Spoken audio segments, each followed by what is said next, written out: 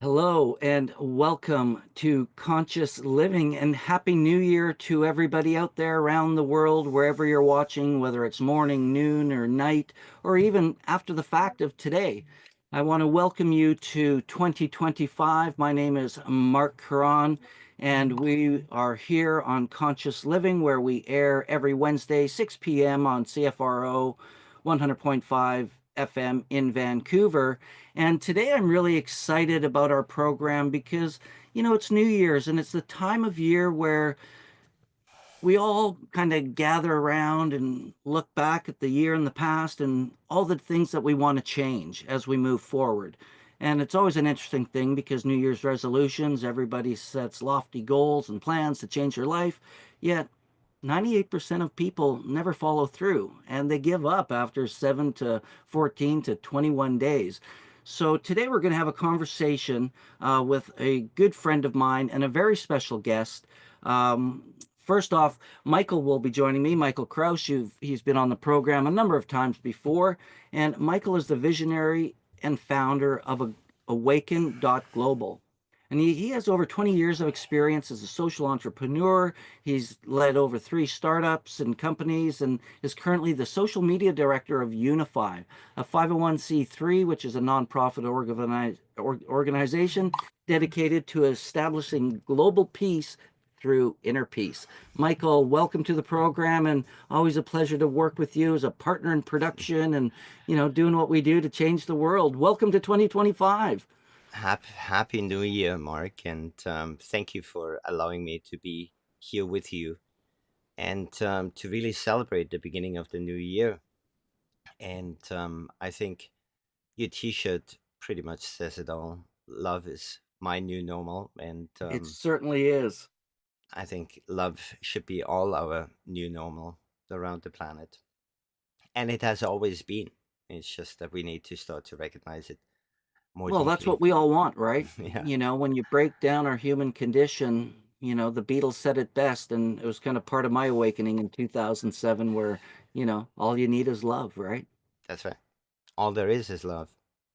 Hey, there we go. Excellent. Well, I'm also really excited to, introduce our guest. But before that, today we're going to talk about gratitude and, really having an attitude of gratitude and appreciating what, life does for us, not to us.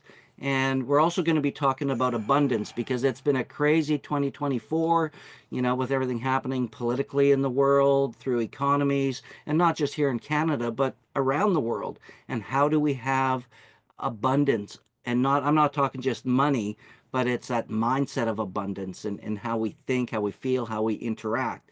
And today we have a special guest, and I just found out I had an opportunity to meet Sujith a while back with a program we were doing and some other work that Michael and I are involved in. And he's just such a beautiful soul. And today, as we were talking before the program, he's been on Conscious Living Radio before, back before my day, where he knows Tasha and Andrew. And so it's really nice to see this come full circle. So Sujith Ravindran is a contemporary mystic and serial author. His latest book is called The 7 Mystical Laws of Abundance, and he's the founder of the Being Abundance movement. Sujith travels extensively, and right now he's coming in from Venice, Italy, where he takes his teachings to over 70 countries throughout the world, and he uses storytelling and humor. I love humor because we all like to laugh. I think it's important to convey his profound messages with simple clarity. For work around spiritual upliftment, he was also awarded the honor of Ambassador of Peace in 2012 by the Council of Assisi in Italy. Welcome to the program, and welcome back, shall I say, to the program, Sujith. Great to see you. Thank you. Thank you, Mark. Thank you.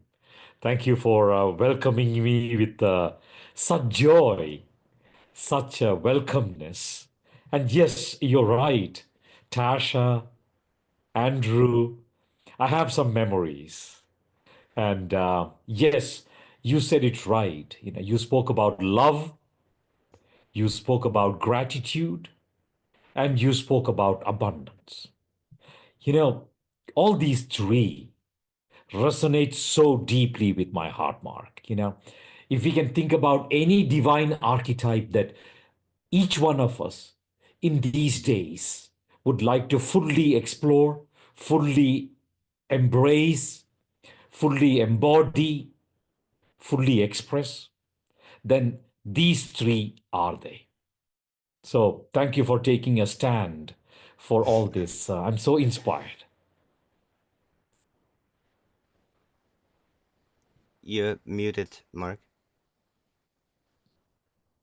The classic Zoom. You're muted. Well, I was just going to say thank you about the inspiration comment because it kind of leads to my life's purpose to be an inspiration to others. And Sujith, I find you very inspiring as well as Michael. So I'm glad we're here today to have this conversation. And when you talk about joy, I think joy, happiness, and peace is really one of our God-given gifts and something that we are all entitled to and that we all need to embrace. And, for many reasons in today's world, I think we lose sight of that as we become human doings versus human beings. And, when we don't live in that vibration of joy, it really puts a damper not just on ourselves and our own psychology and energy, but also to those that we interact with. So I think bringing joy and, in reading your bio, the humor part I love because I love to be funny and silly and playful. And it's just so important to bring that out in each and Oh, every one yes.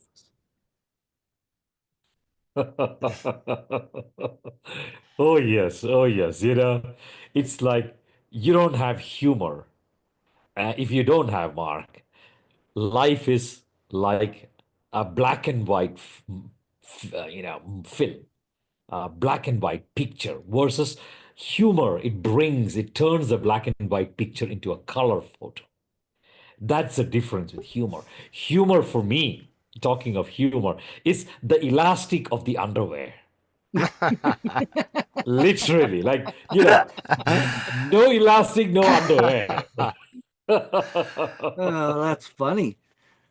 I love it. Oh, Yeah, well, humor is one of those things I think we all need to laugh more. We've gotten so caught up in, making life so serious. And, yeah. I'm not saying that there aren't serious moments and that we don't need to be aware of that, but it's to, have fun along the way, and to laugh. And it's one of those questions I'll ask people is like, when was the last time you had one of those gut wrenching, belly hurting laughs that is just like, oh my God, you know? Oh, And that's the kind of thing I look for is that kind of joy and wow. playfulness in what we do and how we communicate, right? maybe, maybe, Totally, totally. Michael, go ahead. maybe we can have one of those laughs right now. Actually, Well, it's that laughing for no reason. Have you ever seen that? He calls himself the laughing yogi, and it's laughter yoga, and it's pretty funny, because it starts off like you never know what you're gonna get, and this fellow, and he's an Indian man too, and it's so beautiful his accent and his laughs. Everybody just gets laughing, and it's all about releasing those endorphins. So I think it's important, and I think it's a nice segue into gratitude.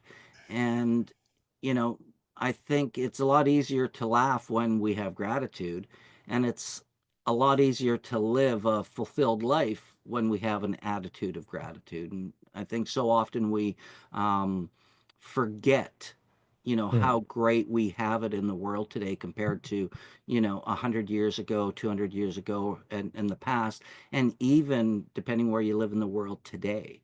That we were talking before we got on, we were talking about technology, and when technology kind of crashes in a live stream, sometimes people get all a little freaked out and all worked up. But I'm grateful that we have this opportunity to connect with different people from around the world with these technologies, even if it cuts out for a bit or things happen.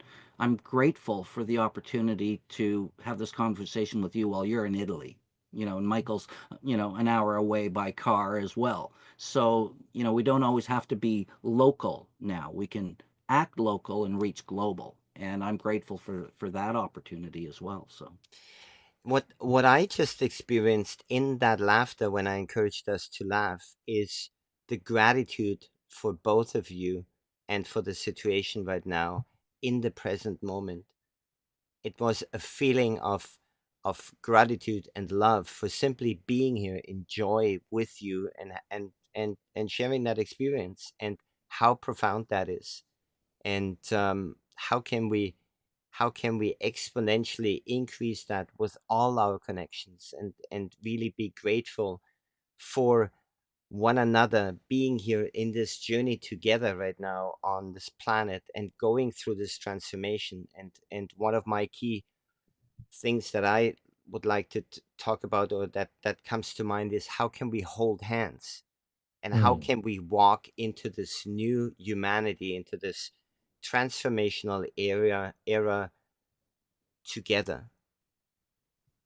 And I believe that is one of the greatest tasks and perhaps responsibilities that is being asked of us right now.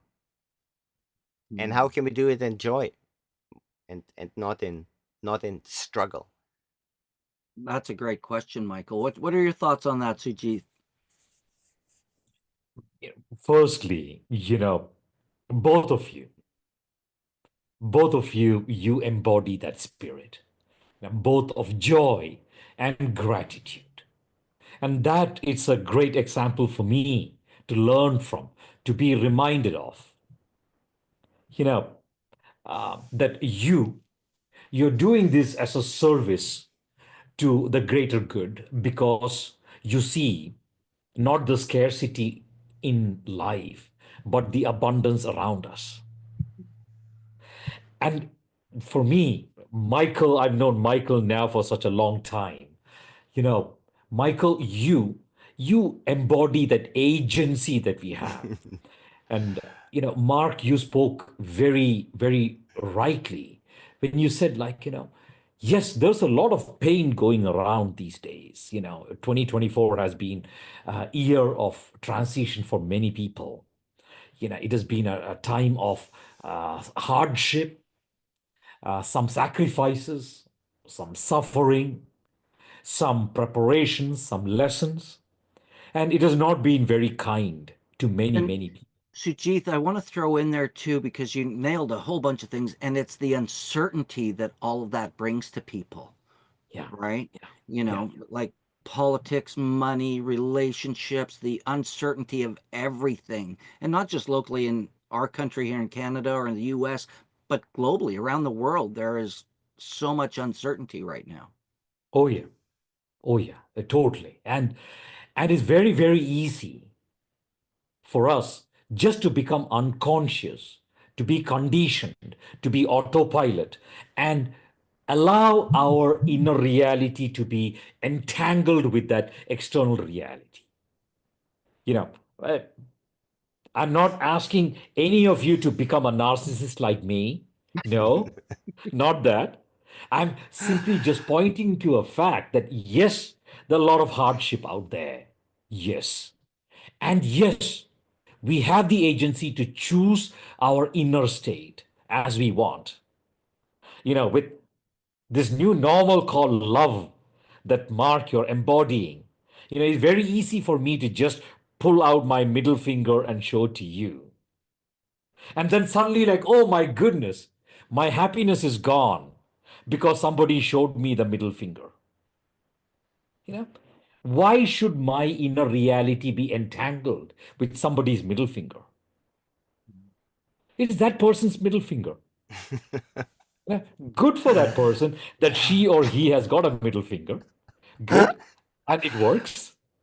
But what is the connection between that middle finger and my inner state? I have that agency to choose not to be entangled with the external reality.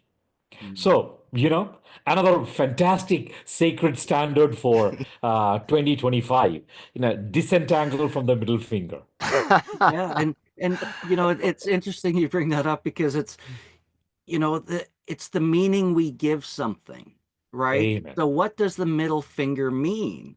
Some people it could mean F you, and to others, and this is something I learned in some seminar I was in years ago where a guy was talking about exactly that and what the meaning of the middle finger meant. And apparently if it's true, I don't know, but I love what he was sharing was the middle finger means learn the lesson with great difficulty. Yeah, Right. well, So it's that, the question. It's the question we ask and the meaning we give something, amen. Yes, exactly. It is the stories we tell ourselves, the Hmm. references that we've made. Like, if you are in the West, oh, yes, right from the time we are in school, I'm sure somebody has taught us the middle finger means, abuse, disrespect, insult, etc. So we've associated that meaning to the middle finger. And then we are driving on the road, getting to work in the morning traffic, and somebody pulls out the middle finger. And suddenly your day is ruined. Somebody that you never even met, somebody on the road. And I can tell you this, and I'll stop here after this, Mark, I promise. You It's know, if you go to rural India, I'm from rural India. If you go to rural India somewhere and you show your middle finger to somebody there, there's a great likelihood that that person will maybe just invite you home for dinner because they have no association with the middle finger. It's like thumbs up. Like yeah, middle finger also could be like, I love you, or you're a fine person, or you're dressed well today. I love it. Well, and this it gets me to, something I learned years ago as well that kind of brought up and when we talk about meaning, and this is where, as human beings we're meaning makers, and in that there is a say this guy said nothing has any meaning but the meaning you give it, right? So choose your meaning wisely. And this is what you were kind of talking about when we go into these unconscious places and we're not choosing our meaning, we're not looking for the lesson, we're not grateful for what we might get from that. And questions and how we talk to ourselves, whether out loud or internally, are super powerful. So we have to choose our meaning wisely and ask really great questions, especially what else does this mean? Right? What can I learn from this? What's good about this situation? And how can I make that best? And then you go into a value-based system for yourself. And, so many of us don't choose our values consciously or what we believe in consciously. We're conditioned, as you were talking about earlier, based on our upbringing, society, culture, government, schools, religion, all of those things. And it's time that I think what we're seeing now in the world today is the flow of information to be able to discern what's true, right, versus what's not, and then to be able to act accordingly with a higher purpose versus being reactive. And, these are where I think we want to get in and start talking about, you know, abundance, because what does abundance really mean? And I know it's one of your most recent books, the Mystical Laws of Abundance, and of course you're doing with Michael coming up.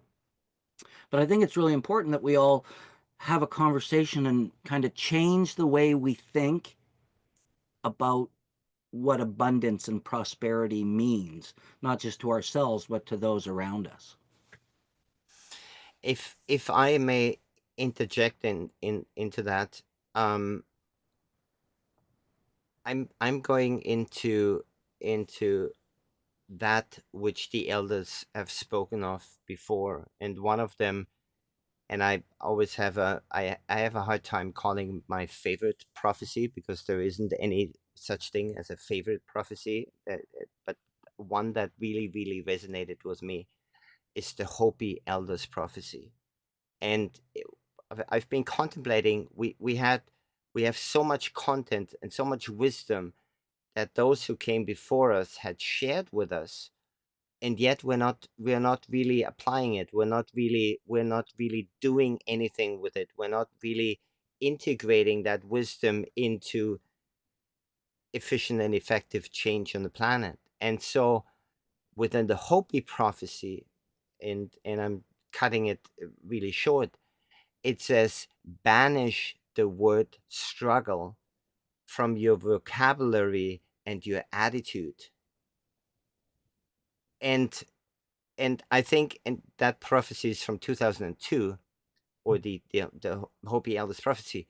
And I'm like, this is exactly what we need to do right now. Is we need to, from a negative point of view, perhaps banish the word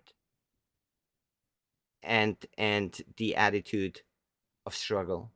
And the opposite of that is, how can we bring abundance into our lives? And when Sujith and I had a conversation, maybe 3, 4, 5 months ago, we explored the possibility of creating a course around his book, The 7 Mystical Laws of Abundance. And what I, from my personal experience with Sujith, is he understands abundance. He understands the energy and the mystical laws of abundance. And there is one quote that is most likely my favorite quote, is, to believe and to understand are not diverse things, but the same things in different periods of growth. And so for me, when I hear Sujith talk about abundance and the wisdom and his knowledge, it's not that he believes in it, he understands it. And this is the teacher that I would like to listen to, and I would like to hear and share his wisdom. And so we've created this course that is now starting, or we didn't create the course, Sujith created the course. I'm simply here to provide the technology and part of the experience behind it, starting January 11th. And maybe Sujith, if you can talk a little bit deeper into that experience and into your wisdom around abundance. Wow. Wow.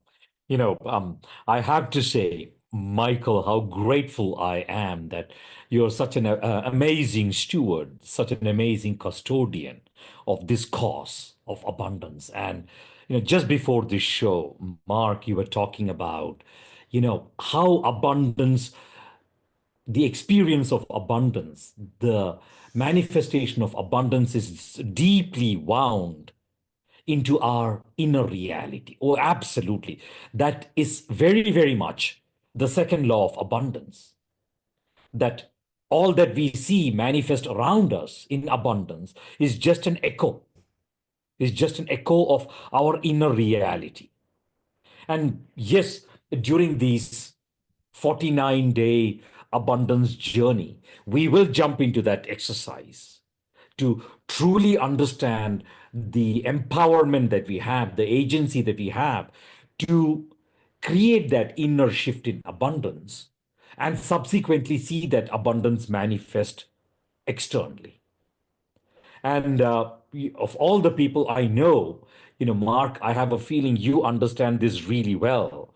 The words that you spoke just before the show demonstrated that indeed, in our all worldly existence, if we look around, there are 10 areas of life in worldly existence that we pursue abundance.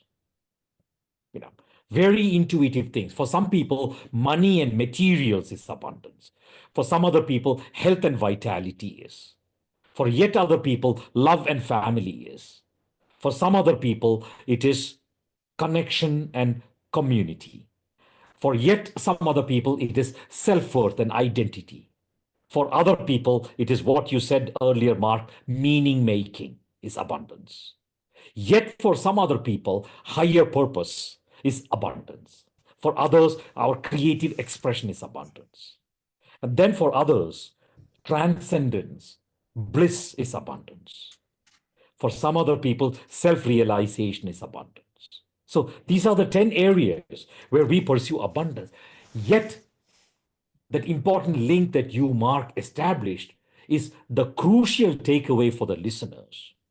that whatever abundance that we pursue in our lives, it is related to who we are. It is a function of who we are internally, the abundance that we embody within. And there is some very advanced algorithm to that, that in these 49 days, abundance journey starting the 11th of January, we will start practicing.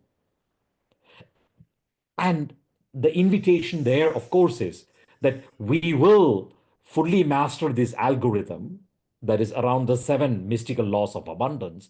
And then by the end of that process, we would have internally shifted ourselves from a place of unwholeness or scarcity to a place of gratitude, abundance, and possibilities. And then after that, it is just a matter of like celebrating the divine conspiracy of the universe. It'll be amazing for us to just simply like, sit back and see, we want to have that blue car and that blue car manifesting. If car How is do you know I important to have a you, blue car? all right, there you go. Because you're already complete within, you're already whole within, Mark. So that is really where we should be focusing on when it comes to abundance creation. That if my unconscious choice is to continue to persist in scarcity, because all the wounds that I've inherited, all the conditioning that I've had, the poverty or the scarcity or the lack that I grew up with, then I shouldn't be surprised to see that lack continue to manifest around me. And the funny thing is that inner work is not a means to an end. It shouldn't be. It should just be the end in itself. To what Michael and Mark you said earlier, you are such passionate stewards of joy. So just imagine practicing the recultivation of abundance as an act of joy. I love it. That's fantastic. Oh, I thought you froze there for a second, but I wanted to touch on something you said there, Sujit. But before I do that, I want to go back to what Michael was saying about, the about struggling with things. And when we talked about joy and being playful and humorous, I think language is super powerful, and we need to be really mindful of our language. And what if we just change that word struggle to what are we dancing with? Hmm. Struggle has that, it's such a, vibration of challenge and frustration, versus dancing can be fun and playful and joyful. And how do we dance with that? And again, it's languaging, but if we're always using the word struggle, you know, how do we change that up? And one I know is language, which brings me to what you were saying, Sujith, about divine purpose, divine higher purpose. And a life without purpose Hmm. is a very challenging thing, because people don't know why they're even doing what they're doing. So maybe you can talk a little bit more about, a purpose-driven life and how to align that with, more of what you're speaking about from that abundance mindset as well. Mm, mm, mm, mm. Oh, it's a very, very powerful question, Mark. And I know that Michael also will have something very, very powerful to share to this invitation. You know, one of the big injustices, that I see many people do, and I think, some real disciplining is in order for, that disservice is that we equate purpose to some material goal. And that is, you know, at least it being January 1st of this year, worth deleting. Let's simply hit the erase button, the delete button, and forget that equation. Because it is so limiting. If I would say my purpose in life is to make X amount of money, or move to Vancouver Island, or whatever it is, you know, all of that is just a little footnote to the experience. It's like, it's just a little pit stop from that dance, Mark, you were talking about. Now, for me, for the mystics, for the sages, the understanding of purpose is so much more holistic. And I can break this down very briefly in a minute. You see, none of us, we are here by accident. Even when we were born through unplanned pregnancy. No, it is meant to be exactly that way. And we are born to fulfill a very profound purpose around self-realization. So, all of us, human beings, in India, we talk about that as Manava Dharma. All of us, our collective purpose, everyone's purpose is towards self-realization, to become one with the cosmic consciousness. Yet, for Michael, and for Marc, and for Sujith, and for Tasha, that there is something called Swadharma, a very unique purpose that predicates your journey of self-realization in this body. And all of that comes down to just the exploration or expression or embodiment of a few divine archetypes. That is it. Like love, the very, very most important divine archetype is indeed that love. We look at Jesus Christ and we automatically associate love with him. We say, oh, Jesus Christ is the archetype of love. Good. Abundance is yet another archetype. Power, beauty, truth-seeking, justice, wholeness, these are the divine archetypes. There are 9 of them that we recognize in my mystical context.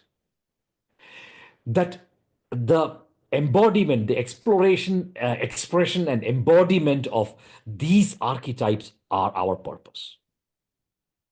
The fact that Michael immediately caught on to your t-shirt, but also over the last couple of years, Michael, I've known you. You are this phenomenal archetype of love.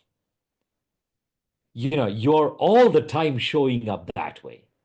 Even when things don't get served or things get delayed or something is not functioning, whatever it is, you show up with love. I know for myself, I am on that exploratory journey. My purpose is very strongly related to truth seeking. Similarly, I know, Marc, you also with Conscious Living Radio, this championship of yours is also in a large way the manifestation of truth, the manifestation of beauty, of love, of connection, of oneness, wholeness. It is the exploration, the embodiment of these archetypes that is truly our higher purpose. And in the process of that manifestation, which is incidentally the 6th law of abundance, the universe brings to us all the resources we need in order to live our dharma, our purpose.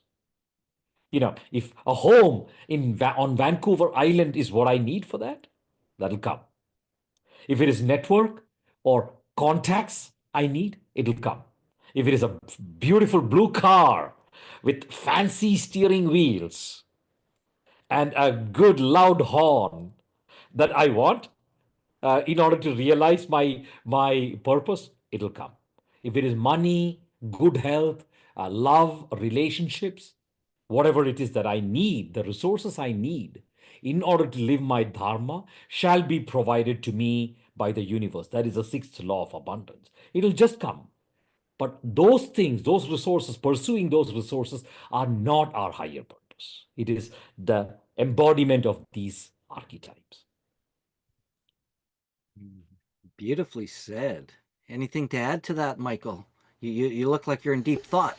Yeah, I'm always mesmerized by the beauty and the wisdom and the knowledge and how Sujit radiates that through his voice, and not just through the voice itself, but also through the silence in between his words. And there's such sacredness within it that I just can't just be in awe, and that's where I land up every single time that I have this contact with you.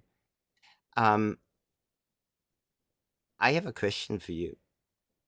How much of a responsibility do you believe each and one of us has to step into the Dharma in this time of great transition, and therefore into abundance consciousness?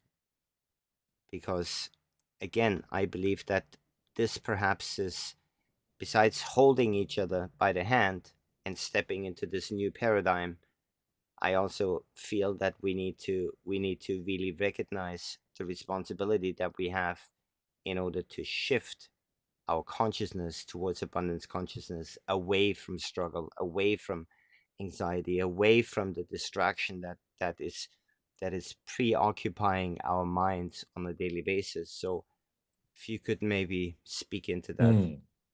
Wow. You know, a very deep question, Michael.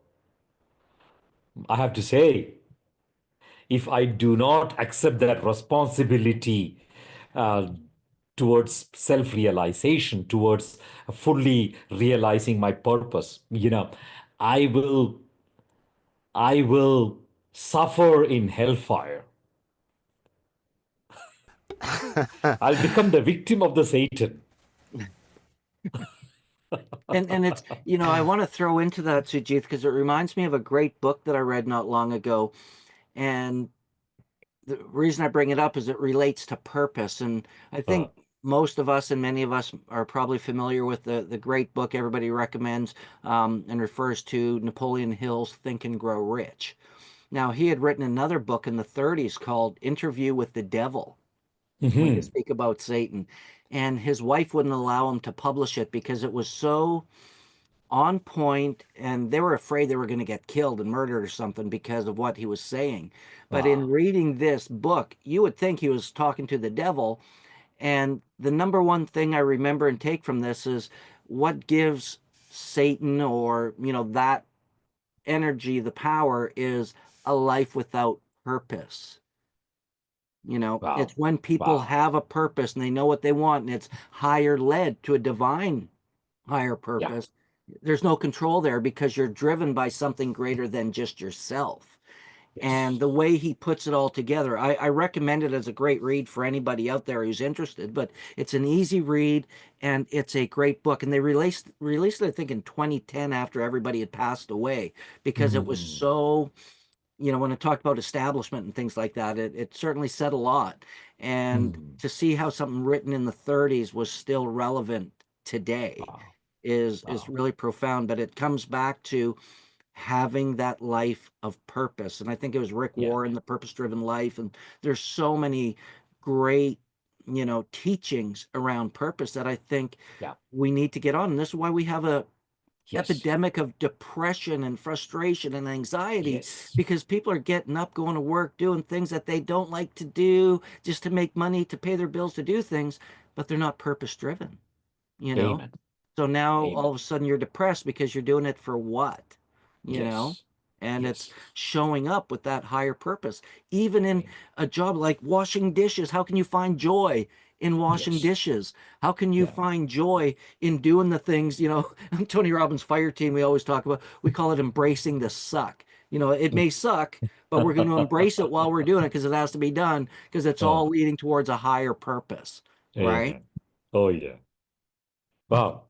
The wisdom that is flowing in this space is phenomenal. The reflections that both of you share is like of such an order that you are like in a different stratosphere.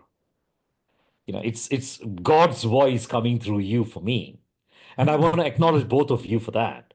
You know, you said it right, Mark. And this connects to Michael's question.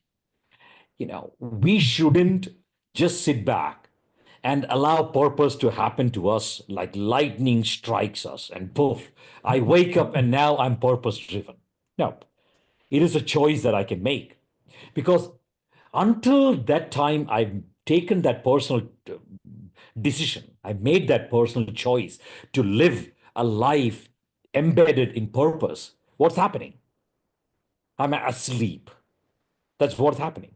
I'm asleep through life. My conditioning leads me. And what is this conditioning we talk about? It is the sum of all my past experiences, the little cuts, the thousand little cuts, the experiences I've had in school, the struggles that my parents faced, the tanking of the economy, and all the other difficulties that we face, the conditioning from the media, all of that. That's our conditioning. And I'm not even insisting, Mark, Michael, to believe in past lives. I don't believe in past lives. I know there is past life. It's not a belief, it is a knowingness. And today, thanks to modern science and all that, yes, it's been proven. Our conditioning is a sum of all these past experiences from this life and past life. And that conditioning just makes us autopilot. And most of the people, and I'm speaking with love. If I'm not, then you can unfriend me on Facebook, okay? But I can tell you this. I'm speaking this from love. Most people around me are unfortunately wound in a journey of self preservation. That is it. For many of them, I know a day well lived, and I'm being a little humorous, maybe a little cynical saying this, you know, a day well lived for many of us is a day where we succeeded in keeping our soul and body together. Yippee! What a great day. Because, I made it through today. That's not how we are designed to live. No, we are designed to choicefully claim the path of purpose.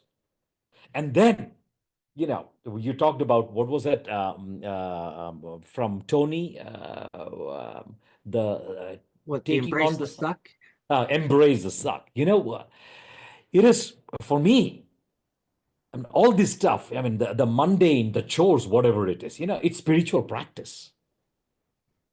I make a conscious choice that what, if I have to take care of this, like loading the wood from outside to inside the house.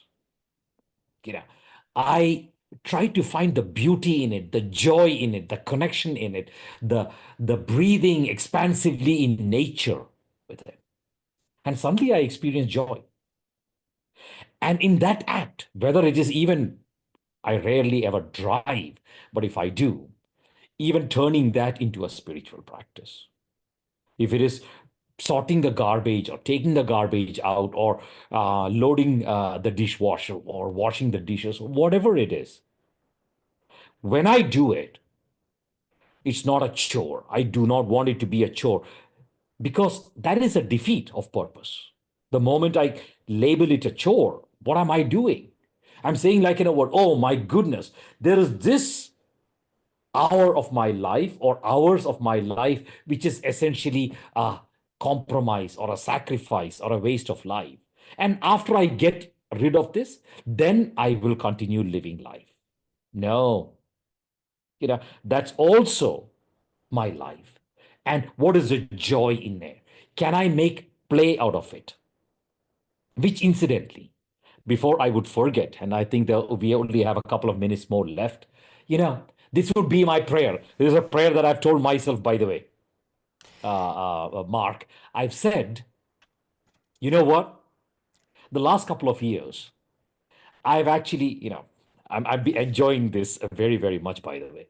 The last couple of years, many of the invitations for me to offer spiritual discourses or keynotes, I've turned them into spiritual stand-up comedy just to have fun. And now, the way I've anchored that into my resolution or my intention or my standards for 2025 is as follows. Five. I've embraced five standards moving forward. One is sing, dance, play, smile, laugh. I These love are the it. virtues of sages. Yes, I love what you're saying because that's kind of how I've been living lately. When I get into doing what I'm doing, I'm at work and doing things. I'm singing and dancing, being fun and playful, and it changes not just my energy, but people around you. This one lady looks and she goes, "Are you like this all the time?" I go, "Yeah, pretty much." And she just thought it was a refreshing change because we don't see that in the world as much. We get big kind of adults, we forget to play. We get all serious. And Mm, when we can sing, laugh, dance, and I love that you say you turn it into like spiritual comedy. It's because I think what happens is as human beings, we learn best when we don't know we're actually learning. And humor mm. opens up a pathway for that. And when we laugh, and then we talk about conditioning, the laughing just anchors it into our body even more. So I thank you for your approach and how you share your wisdom. And Thank you. if I may interject into this, talking about the offering of the course of over this 49-day journey, it's not a chore. And so what my intention is for this course is to create a sacred space where we Mm, come together and we recognize each other and we celebrate through joy and dance and the expression of higher consciousness, and have fun together, be in joy, and wow. almost step out from the Mm, individual perspective, but look at it from a yeah. more outside perspective and see what is being created and how we can move through this transformation to then emerge with a deeper knowledge and ultimately with Wow. something that is going to transform our lives. And that's where what excites me is to what could that look like, what is that container that needs to be created, and how can we make it a dance of joy and sacredness for all of us involved. Well, one thing I want to add to what you said there, Michael, is in that safe, sacred space. Within that is the space to be authentic, to be our true selves. Because it's the one thing I've been seeing for a number of years now. When you create that space where people feel safe to be themselves, take off all their masks and not be judged, to be seen, to be heard, to share, changes everything because we're so busy trying to be pleased and liked out there in the world that how many of us are really truly authentic in everything that we do. And in this program, I look forward to this space to share authentically, to laugh authentically, to play authentically Wow. without being judged. And I think that authenticity is the Yeah. pathways. One of my words for 2025, absolutely, is how do I show up as Mm, my authentic self with peace, love, understanding, and knowing that in my imperfection I'm perfect. And that's what I'm looking for. wow.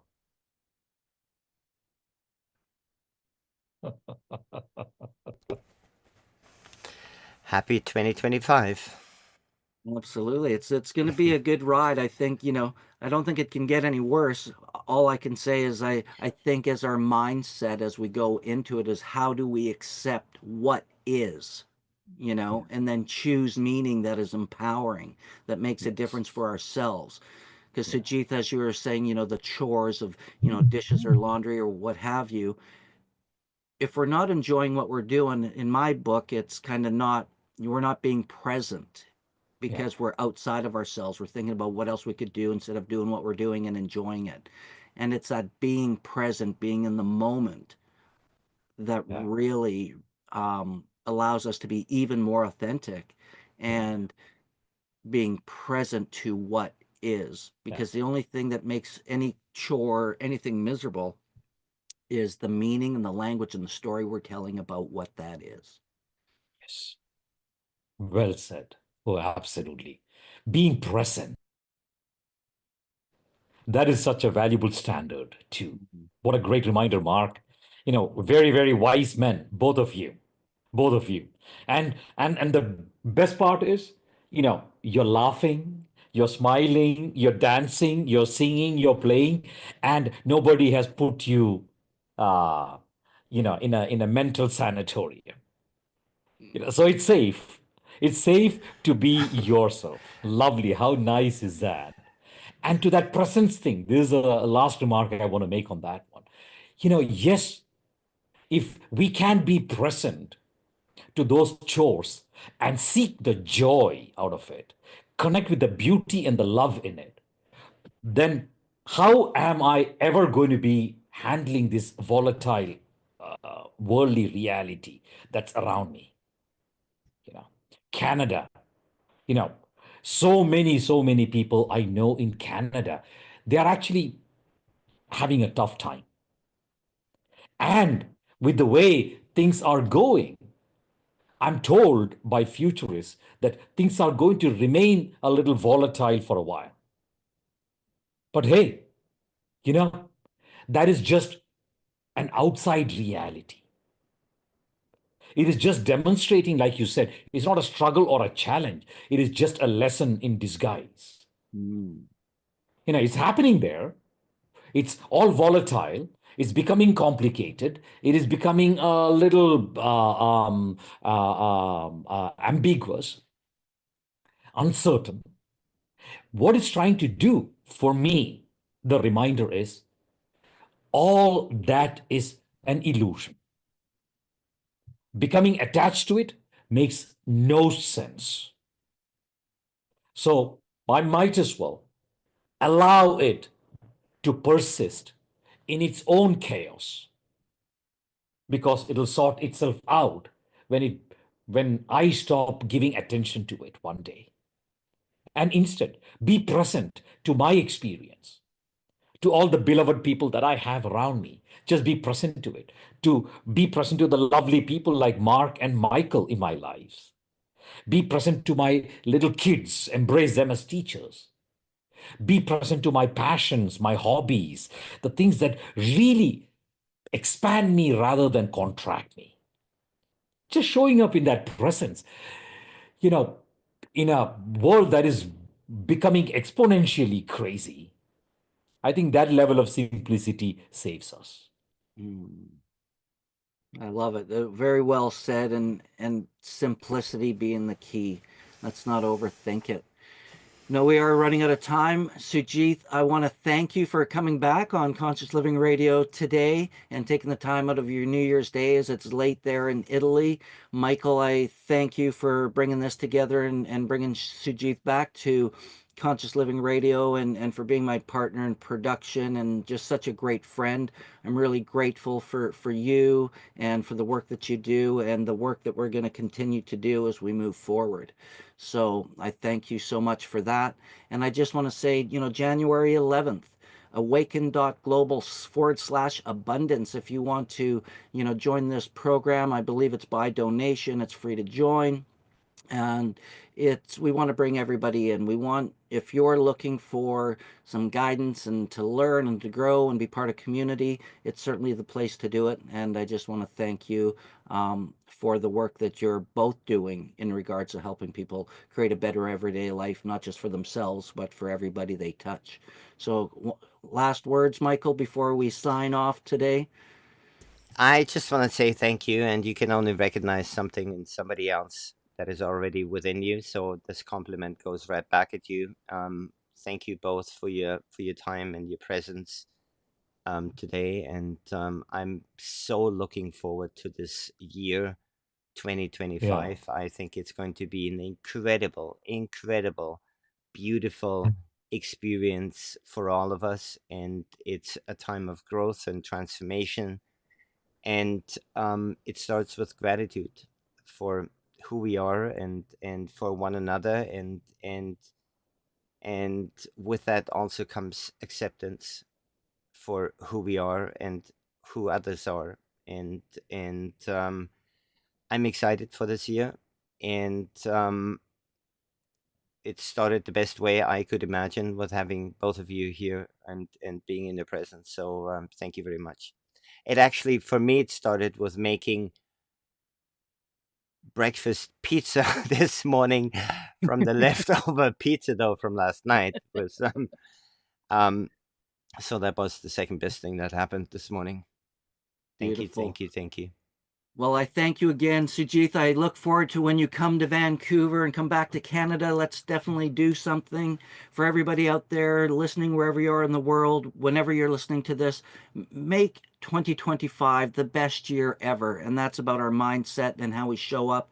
And it's not just about the year 2025, it's every day, it's every moment Yeah. that we need to step into our authenticity, joy, happiness, playfulness, laughter.